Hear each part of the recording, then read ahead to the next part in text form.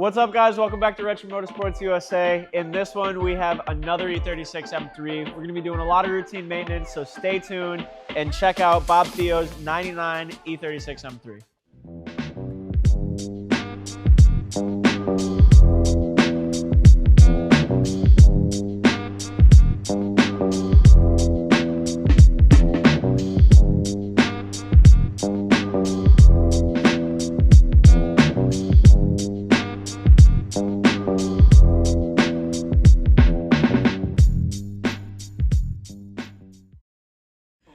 So after inspecting this car, we realized that it's going to need a power steering system, some transmission seals, some exhaust work, and just some general maintenance here and there, as well as the full subframe, removal, new bushings, and reinstallation. But first, we're going to get started with the power steering system. So stay tuned while we get started on this M3. Alright, so we have the old power steering system removed. All of it is old, leaking, worn out. We got the new power steering system here. I'm going to go ahead and reassemble it and put it in the car.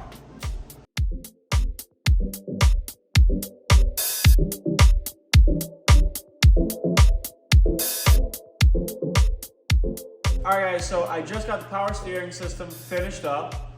As you can see, we have a new power steering reservoir and filter, low pressure and high pressure hoses.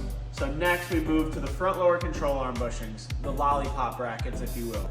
So since this car has 120,000 miles on the stock front lower control arm bushings, it was causing a shimmy in the wheel when you hit the brakes. So we're gonna do away with these. And we went with these AKG front lower control arm bushings. These are gonna make the car feel great.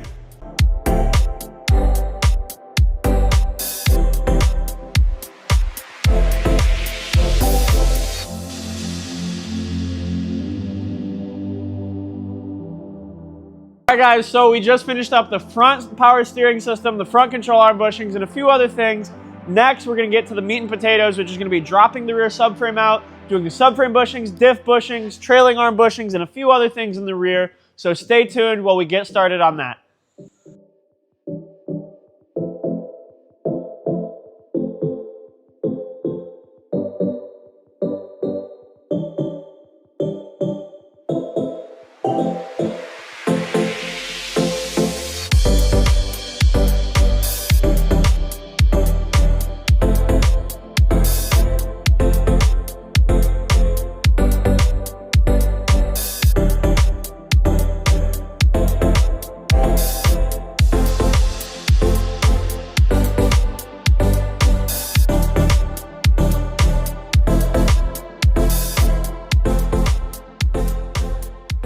Whoa, whoa, whoa. What's that back there? We can't ignore that shop eye candy. Here we have, from left to right, we have Imran E30 with an S50 in it. Stay tuned for a video on that. Then we have Austin's Turbo E36. You guys have seen that. Next we have Kareem's S54 E36 M3 that we put the S54 into. Soon we'll be replacing the S50 in this E30. You know we did the timing on the Turbo S52, and we swapped the S54 into the E36. All right, so we have everything disconnected here on the subframe. Shocks are disconnected, trailing arms, calipers, handbrake cables. Surprisingly, these played well. Sometimes these will get rusted into the chassis and they don't play nice and we have to cut them. Fortunately, these came out nice, so that's awesome. So the next thing we're gonna do is we're gonna drop the car down. We got some wood in the jack set up. And the next thing we're gonna do is just pop loose the subframe mounts themselves, drop the subframe out, and then start disassembling everything.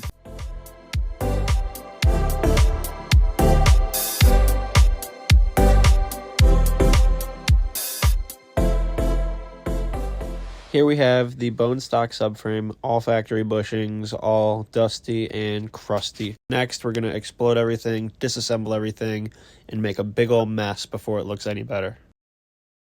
Here is said mess with everything blown apart, diff removed, and all the bushings out before the new bushings went in. Cleaned out the holes, clean everything up as best we can.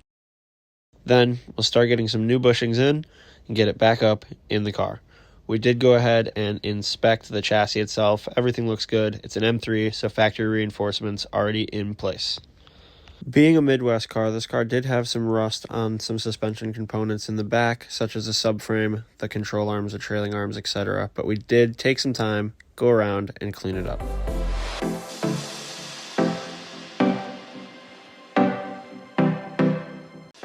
All right, guys, so we have the subframe here. As you can see, we spent some time cleaning it up, dusting it off, and we threw some paint around. Now, we have all the bushings out, so the next thing that we're gonna do is we're gonna get all the new bushings in. I'm never short of amazed as how much some fresh paint and some fresh bushings can make an old, crusty, dusty subframe look new again. It's so good to see the transformation every time. And with the subframe and the drive shaft out of the way, it's a great time to take care of those leaking transmission seals. And as you can see here, these were leaking pretty bad on the back of the transmission. We did both the output and the shift selector seal. And with that out of the way, let's get the subframe in the car.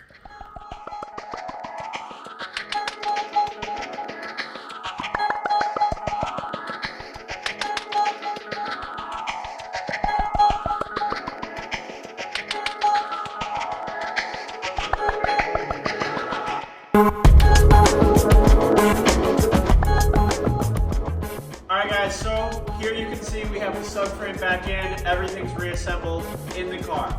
So we are not going to put the factory exhaust back on. We have an Ireland engineering exhaust coming, but it's not here yet, so we don't want to let the car sit on the lift. We're going to take it off the lift as is. Obviously, we're going to put wheels on. But the subframe is bolted back in. All of the fresh bushings are in, fresh sway bar end links, and a few other odds and ends here and there, and it's looking great. So, without further ado, we're going to put the wheels on, stuff this car in the corner, and we'll get back to it in a few days with some more parts arrive.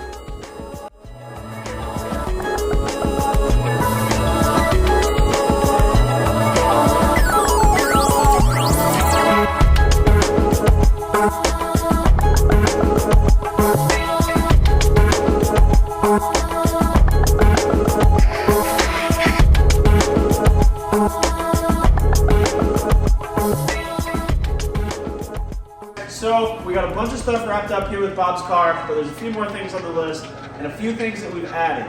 So after playing around with this car, putting our hands all over it, we noticed some more things than from when we first initially inspected the car.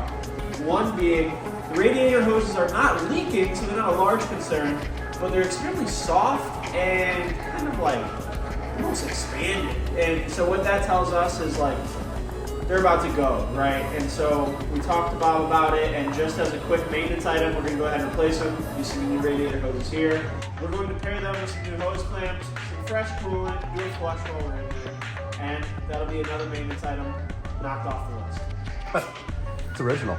I know, it's a real squishy hose, and like, I know I hate to be the guy that's like, look at it, can't you tell it's bad? But I mean, look at this versus that. I mean, it's like this. It's like an elephant trunk, right? So, yeah, we're just going to replace on that. So, let's make a mess, and then we'll clean it up and get the new hoses on.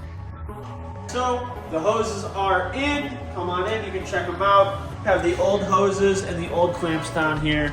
New hoses in, new clamps in. So, the next thing we're going to do is just bleed the coolant, and then that'll wrap this up. One small thing that you don't want to overlook as a maintenance item. Although the radiator is also original, it's not leaking, so at this time we're going to leave it alone. But those hoses being ballooned as they were, we just had to replace them. So happy we got that knocked out. And next we're going to bleed the coolant and carry on. Next up on Bob's M3, we have this Ireland Engineering Axleback exhaust. We're gonna get this installed in place of the factory M3 muffler.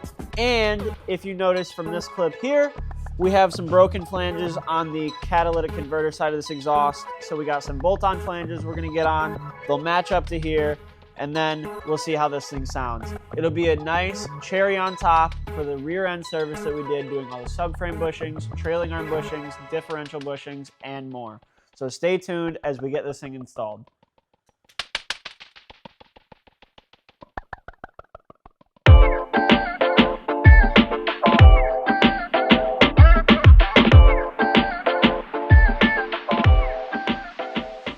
Okay, so I have the Ireland Engineering exhaust installed and it looks really good. We'll insert some sound clips here in a minute, but I got the exhaust installed. I got the new flanges back here because, as you guys saw, the old flanges were broken. I ended up going with one of these clamp-on flanges where you just clamp it together for this one because there's a flare on the exhaust pipe here. We sourced a flange here from a parts car outside. Got it, the exhaust sealed up and ready to rock. All right, so while we're under the car, I'll tell you what else we took care of. So we adjusted the parking brake cables when the subframe came out. Cables came out, went back in, did an adjustment there, which was much needed. The e-brake cables were barely holding this car on a hill, so adjusted those for him, no problem. Another thing, he had this fuel filter here in his trunk, so we threw that in for him as easy preventative maintenance. And another thing that you guys will see here is we replaced the shift selector seal and the transmission output shaft seal. I'm not going to show you up in there, it's just a mess, everything's covered up, but we did replace those as well.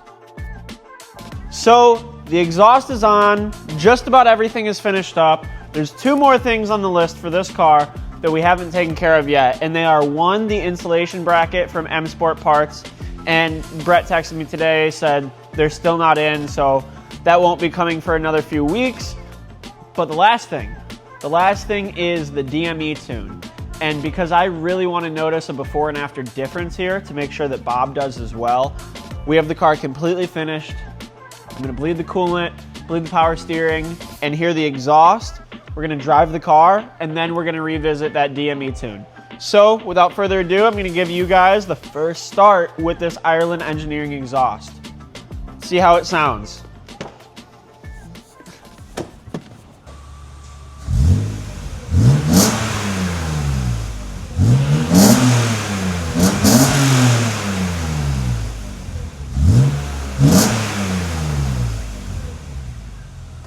What's up, guys? It's Bernie from Retro Motorsports. Today we're working on a customer's BMW M3. It's a very nice car. Black on black, you know the rest. It's got M contours, S52. And now we got the computer plugged in. We're flashing an off-the-shelf tune. It's just going to get rid of the top speed limiter and then raise the RPM to 7,000 RPM. And it's also going to keep the emission stuff, so he's not going to have to worry about passing or any of that stuff here. And we're not doing an M50 manifold. We're keeping a stock manifold, obviously for reasons we just said. Maybe in the future he might decide to change his mind, but for now this is what we're doing. So next we're going to take this thing out for a rip. We're going to make sure everything works, obviously, and then we're going to compare it to Matt's M3. It should be pretty similar here, so it'll be a nice comparison. So here we have the car back on the lift after a test drive, just doing a quick bolt check, quick visual check, and checking for leaks power steering wise and cooling system wise. Everything looks great, even the transmission seals, no leaks present at all. This is when Fernie recommended we just make our own brackets for the insulation. We got the M3 on the lift, and we're going to show you the brackets that we made to hold the insulation. We went ahead and ordered these online. Unfortunately, they did not come in time. We've had to make these. They look pretty good for something we made in-house. I like how they came out. They do the job especially well too because they sit back all the way and keep the insulation from hitting the dry shaft. And then they connect to the trans cross member here, as obviously the ones you can find online are the same deal. But these we made in-house. Let us know down in the comments of what you guys think of the brackets. We're going to start producing them soon, and you guys will be able to buy them to also fix your sagging installation.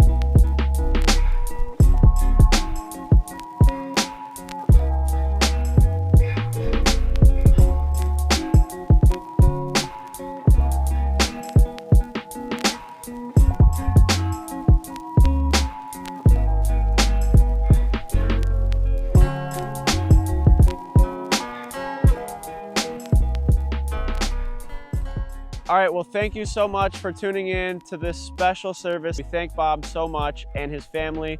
Shout out to both of his boys, George and Jack. If it wasn't for them, we would not have our hands on this car. So shout out to you guys. Keep doing what your dad says, and maybe one day you'll be driving this when you're 16. Who knows? Thanks, guys. I'll see you in the next one.